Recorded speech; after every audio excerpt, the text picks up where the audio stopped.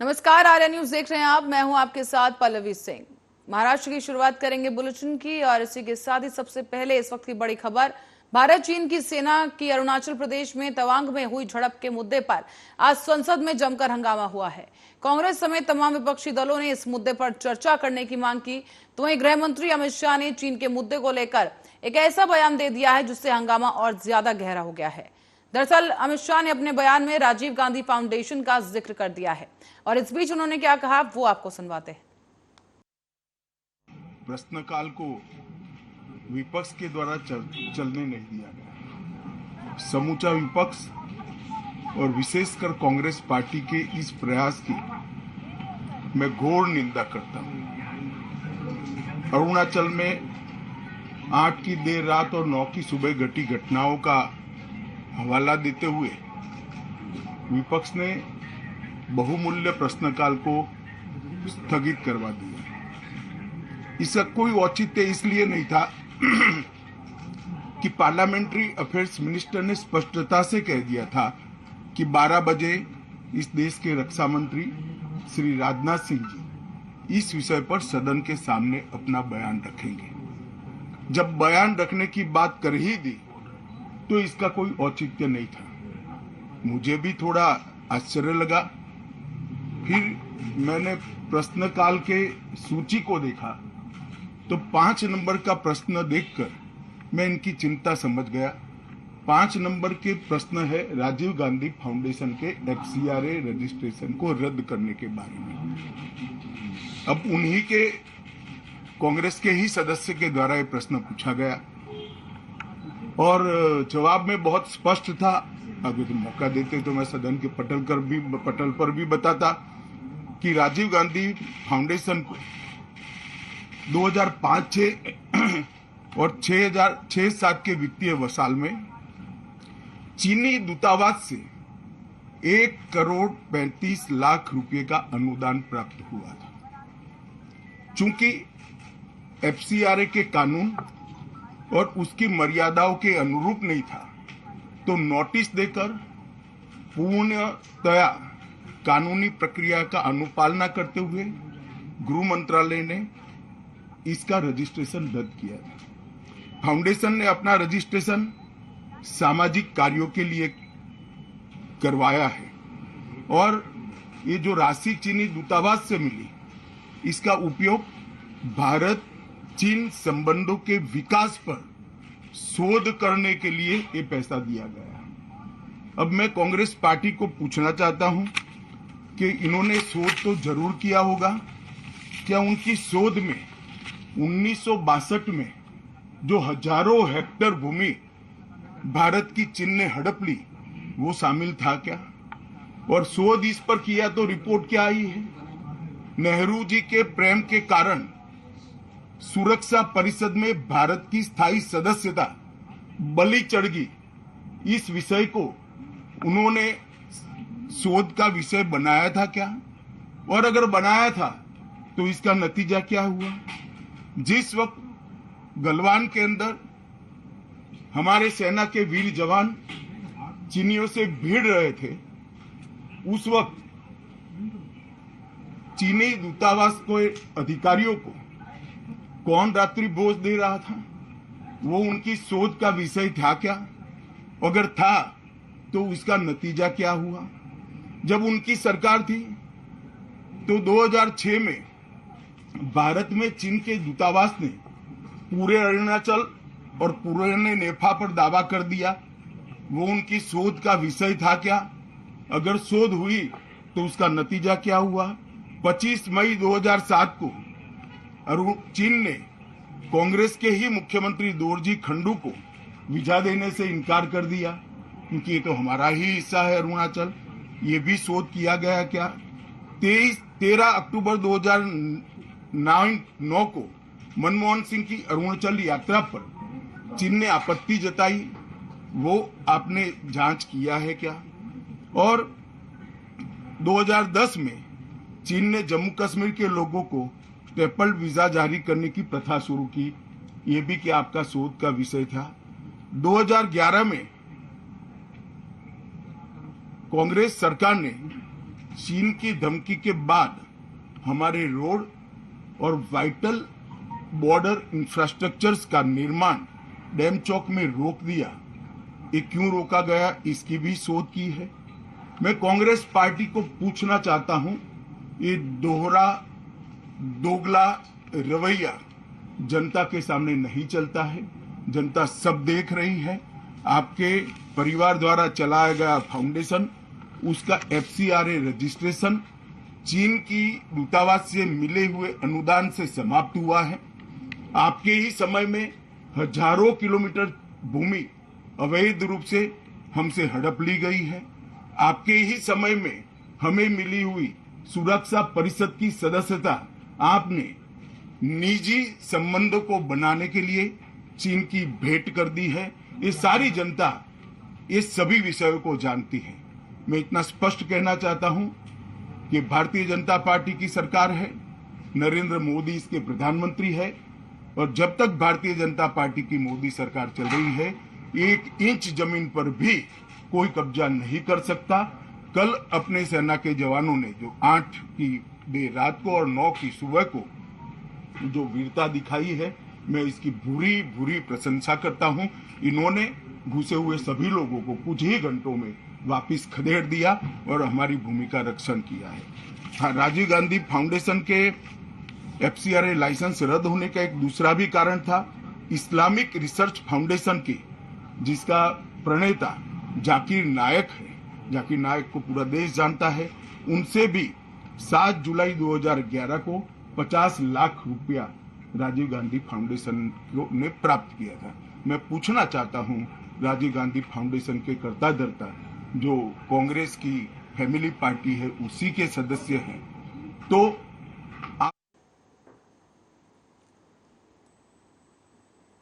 वहीं अरुणाचल प्रदेश के तवांग में चीनी सेना के साथ झड़प पर रक्षा मंत्री राजनाथ सिंह ने संसद में बयान दे दिया है। कहा, विपक्ष की नारेबाजी के बीच लोकसभा में सिंह ने कहा है कि चीनी सेना ने यथास्थिति में एक तरफा बदलाव करना चाहा, लेकिन भारतीय सेना ने उसके मंसूबे नाकाम कर दिए हैं। उन्हें PLA अपनी पोस्ट पर वापस जाने को मजबूर कर दिया गया। आदरणीय उपसभापति महोदय, मैं इस गरिमामयी सदन को अरुणाचल प्रदेश के तवांग सेक्टर में हमारी सीमा पर 9 दिसंबर 2022 को हुई एक घटना के बारे में अवगत कराना चाहूंगा। उपसभापति महोदय, 9 दिसंबर 2022 को चाइनीज PLA ट्रुप्स ने तवांग सेक्टर के यांगसे एरिया में लाइन ऑफ एक्चुअल कंट्रोल पर अतिक्रमण कर स्टेटस को एक तरफा बदलने का प्रयास किया। चाइना के इस प्रयास का हमारी सेना ने दृढ़ता के साथ सामना किया। उपसभापति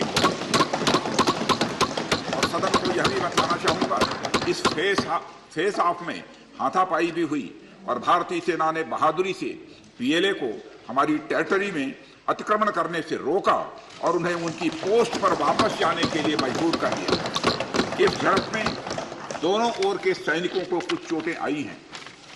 उपसभापति महोदय, मैं इस सदन को यह बताना चाहता हूं कि हमारे किसी भी सैनिक की न तो मृत्यु हुई है और न ही कोई गंभीर रूप से घायल हुआ।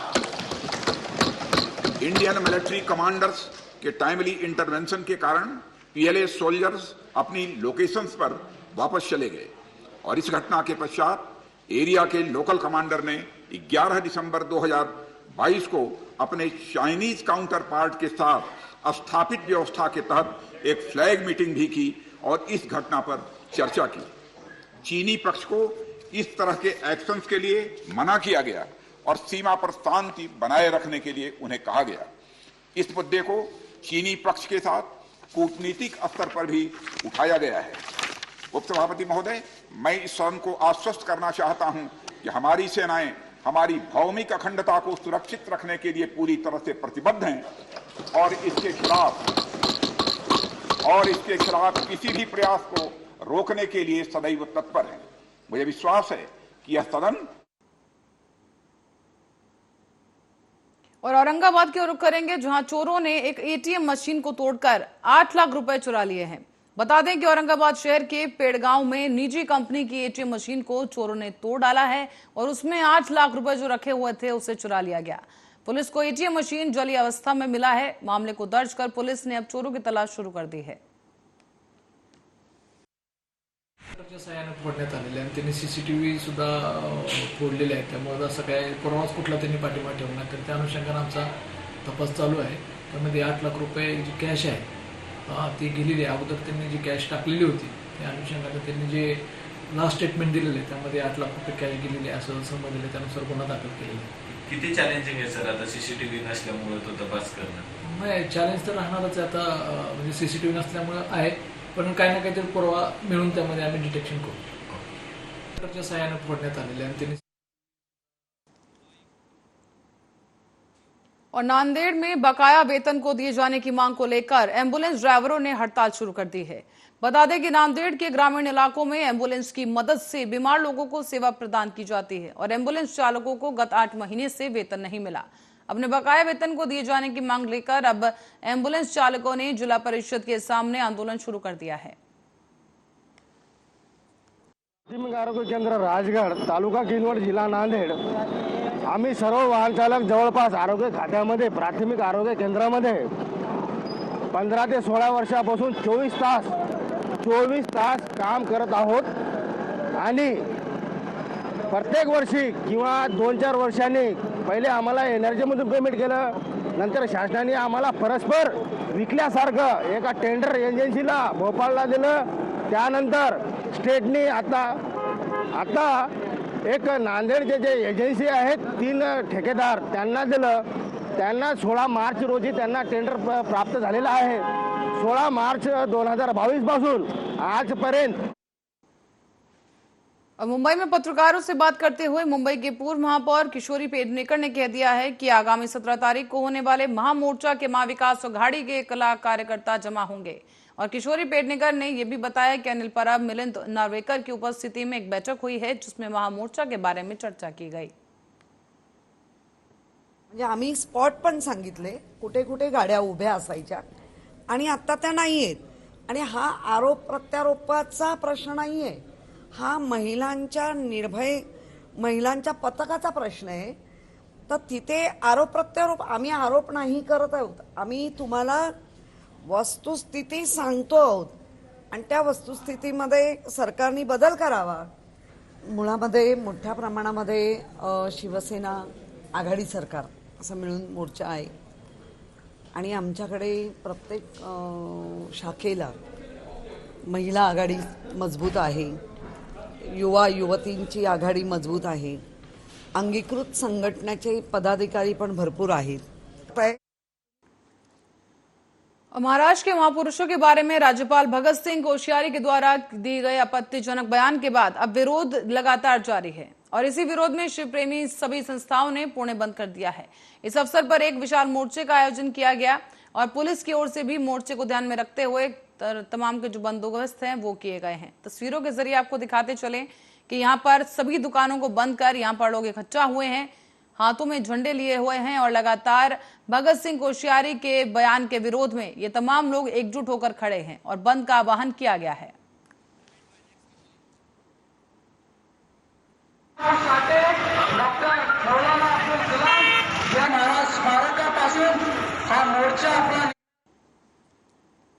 और पुणे में बंद का खासा असर भी देखने को मिला है, जहां महापुरुषों के अपमान पर महाविकास अघाड़ी और सामाजिक संस्थाओं ने बंद का आह्वान किया।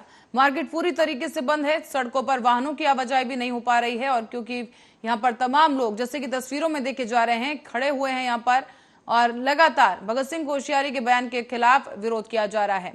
फिलहाल पुलिस ने किसी भी अप्रिय घटना से निपटने के लिए सुरक्षा के पुख्ता इंतजाम कर दिए हैं।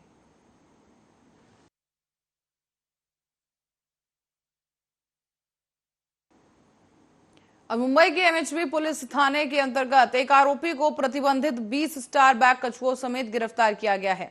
आपको बता दें कि पुलिस थाने के वरिष्ठ पुलिस निरीक्षक सुधीर कुदालकर ने ये जानकारी दी कि एक गुप्त जानकारी के आधार पर पुलिस उप निरीक्षक डॉक्टर दीपक हिंदे ने बोरीवली पश्चिम के गणपत पाटिल नगर में छापा मारा है। इस छापे के दौरान नदीम शेख नाम के इस व्यक्ति के पास से करीब 3.5 लाख मूल्य के 20 स्टार बैग कछुए बरामद किए गए।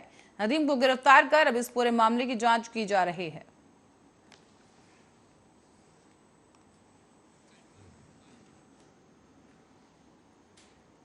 और यवतमाल शहर के मुख्य रास्तों पर अतिक्रमण होने की वजह से राहगीरों को आने जाने में तकलीफ हो रही थी। अब महानगर जो परिषद है उन्होंने बुलडोजर से अतिक्रमण हटाने का काम शुरू कर दिया है। तस्वीरों में देखा जा सकता है कि यहाँ पर अतिक्रमण हटाने के लिए प्रशासन की मुहिम शुरू हो चुकी है। नगर परिषद ने व्यापारियों को चेतावनी भी दी कि समय रहते व्यापारियों को खुद रास्तों पर अतिक्रमण हटा देने चाहिए, वरना इसी तरह की कार्रवाई की जाएगी। अति मोठ्या प्रमाणात फुटपाथवर आणि गल्लीबोळामध्ये अतिक्रमण झालेली आहे। सदर अतिक्रमणामुळे वाहतुकीस अनंत प्रकारे अडचणी निर्माण होत आहे आणि त्याच प्रकारे आपल्या शहरात एक बकासूर या ठिकाणी दिसत होतं। म्हणून आम्ही दिनांक 12/12/2022 ते दिनांक 16/12/2022 पर्यंत शहरामध्ये अतिक्रमण मोहीम राबवत आहे आणि या अतिक्रमणाच्या अनुषंगाने यवतमाळमध्ये सर्व फुटपाथ आम्ही या 8 दिवसामध्ये रिकामे करू आणि येणाऱ्या वाहतुकी किंवा होणाऱ्या वाहतुकीला जो अडथळा आहे तो अडथळा आम्ही या माध्यमातून दूर करू। या ठिकाणी मी सर्व नागरिकांना सुद्धा विनंती करतो की त्यांनी या आठवड्यामध्ये आपले सगळे अतिक्रमण स्वतःहून उचलून घ्यावी, अन्यथा नगर परिषद मार्फत संपूर्ण अतिक्रमण उचलण्यात येईल। और मुंबई की कांदिवली पुलिस ने भारी मात्रा में एशियन पेंट के नाम पर डुप्लीकेट पेंट का कारोबार करने वालों का भांडाफोड़ किया है। कांदिवली पुलिस ने बताया है कि एक कॉपीराइट कंपनी की शिकायत के बाद कांदिवली पश्चिम रेलवे स्टेशन के पास से 5 दुकानों में छापेमारी की गई और इन दुकानों से करीब 7,17,000 का माल बरामद किया गया है। एक SGS IPR कन्सल्टन्सी म्हणून नवी दिल्लीची एक कॉपीराइटची कंपनी आहे। या कॉपीराइट कंपनीला एशियन पेंट्स या कंपनीने त्यांचे स्वामित्व हक्क दिलेले आहेत। त्या स्वामित्व हक्काच्या अनुसार ही जी कॉपीराइट कंपनी आहे ती मुंबईमध्ये जर कोणत्या दुकानदार कोणी डीलर त्याच्या दुकानात बनावट एशियन पेंटच्या ब्रँडचे जर साठा करत असेल किंवा विक्री करत असेल तर त्यांची कारवाई हे करू शकतात। त्या अनुषंगाने या कंपनीने कांदिवली पोलीस ठाणे येथे तक्रार अर्ज केलेला होता। त्या तक्रार अर्जाच्या अनुषंगाने दिनांक 11 डिसेंबर 2022 रोजी माननीय वरिष्ठांच्या परवानगीने आम्ही कांदिवली रेल्वे स्टेशन परिसरामध्ये 5 दुकानांवर छापे मारलेले होते। त्यातील काही दुकानांमध्ये आम्हाला बनावट कलर मिळाला, काही दुकानांमध्ये बनावट कलर आणि महाराष्ट्र में नवनिर्माण सेना के नेता संदीप देशपांडे ने आज पत्रकार सम्मेलन किया है। इस दौरान मीडिया के साथ बात करते हुए मनसे अध्यक्ष राज ठाकरे के आदेश अनुसार प्रत्येक विधानसभा में घे भरारी अभियान चलाए जाने की उन्होंने जानकारी दी। साथ ही कहा कि हर पार्टी लोगों के मूलभूत परेशानी को अनदेखा कर रही है और इस अभियान के माध्यम से हम लोगों की मूलभूत समस्याओं के बारे में लोगों को जागरूक करेंगे। प्रत्येक विधानसभेमध्ये याचे मेळावे, याच्या सभा या ठिकठिकाणी प्रत्येक विधानसभेत होतील आणि त्या माध्यमातून जे जनतेचे मूळ प्रश्न आहेत या मूळ प्रश्नांवर आवाज उठवण्याचं, तसंच ते मूळ प्रश्न आहेत आता सध्याच्या राजकीय परिस्थितीत जे मूळ प्रश्न आहेत ते भरकटवण्याचा प्रयत्न हा अनेक पक्षांकडून केला जातोय। पण जनतेच्या मूळ समस्यांबद्दल जागरूकता निर्माण करणं, त्याच्यावर आवाज उठवणं, जनतेला त्याच्यामध्ये दिलासा देणं, या सगळ्या गोष्टी करण्यासाठी महाराष्ट्र की वर्धा से खबर है कि पुलिस से बचने के लिए शराब तस्कर एक महिला ने भगवान का सहारा लिया है। दरअसल पुलिस से बचने के लिए अपनी शराब की खेप को बचाने के लिए इस महिला ने मंदिर के नीचे बने एक बक्से में शराब की अवैध बोतलें छुपा कर रख दी। वर्धा में शराबबंदी है और इसी बीच तस्कर अलर्ट हो चुके हैं। शराब की खेप को पुलिस की नजर से बचाने के लिए नए तरीके अपनाए जा रहे हैं। इसी कड़ी में एक महिला सामने आई जिसने मंदिर का सहारा लेते हुए यहां पर शराब की बोतलें रख दी हैं। आप तस्वीरों में देख सकते हैं कि यहां पर मंदिर है और मंदिर के नीचे एक बक्सा है जिसमें से ये जो टीम पहुंची है यहां पर शराब की बोतलें वहां से निकाली जा रही हैं और अब महिला पर आगे की कार्रवाई की जाएगी।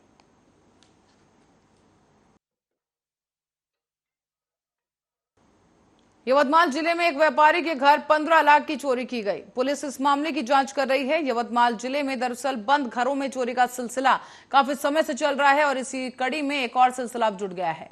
कल रात को रेणुका मंगल कार्यालय के पास अरुणोदय सोसाइटी में रहने वाले हीरालाल जायसवाल के घर ये चोरी हुई है और 15 लाख की नकदी और जेवर लेकर चोर फरार हो गए। मामला दर्ज कर पुलिस चोरों की तलाश कर रही है।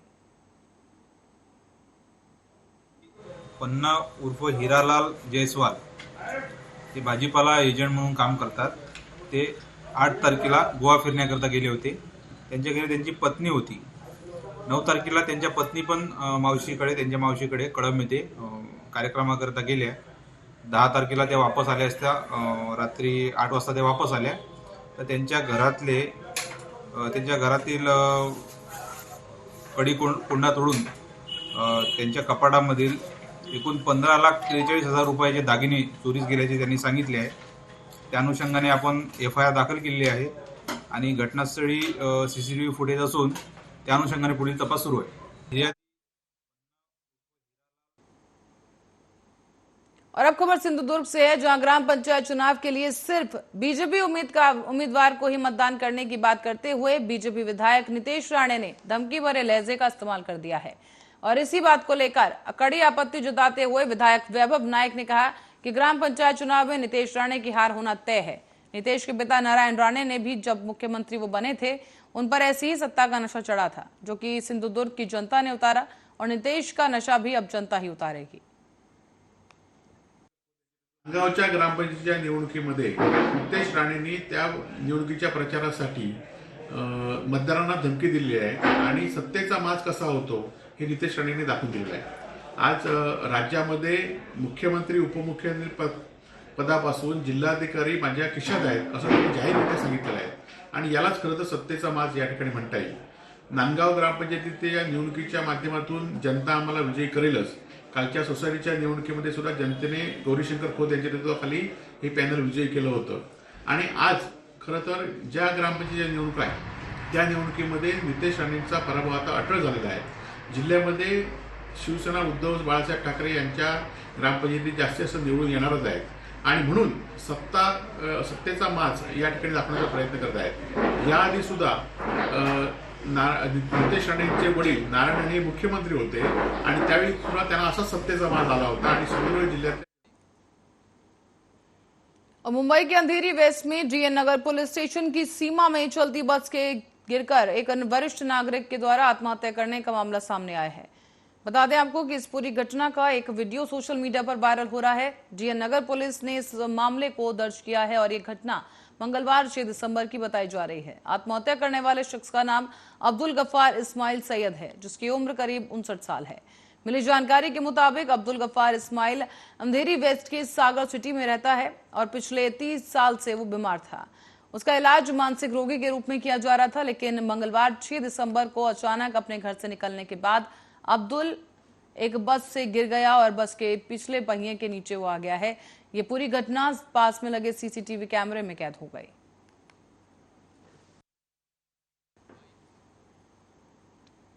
और बीती रात को मुंबई के अंधेरी इलाके में कॉस्मेटिक सामान से भरे एक ट्रक में आग लग गई है। देखते ही देखते ट्रक पूरी तरह से जल गया और ये ट्रक मुंबई से गुजरात की तरफ जा रहा था। इसी दौरान अंधेरी इलाके में ट्रक में आग लगी। हालांकि फायर ब्रिगेड को सूचित किया गया और फायर ब्रिगेड की 4 गाड़ियों ने मौके पर पहुंचकर कड़ी मशक्कत के बाद आग पर काबू पा लिया है। हालांकि राहत की बात यह रही कि ट्रक का ड्राइवर और क्लीनर वक्त रहते ही बस से बाहर निकल गए और इस हादसे में ट्रक और उसमें रखा सारा सामान जल गया है, लेकिन किसी के हताहत होने की सूचना नहीं है।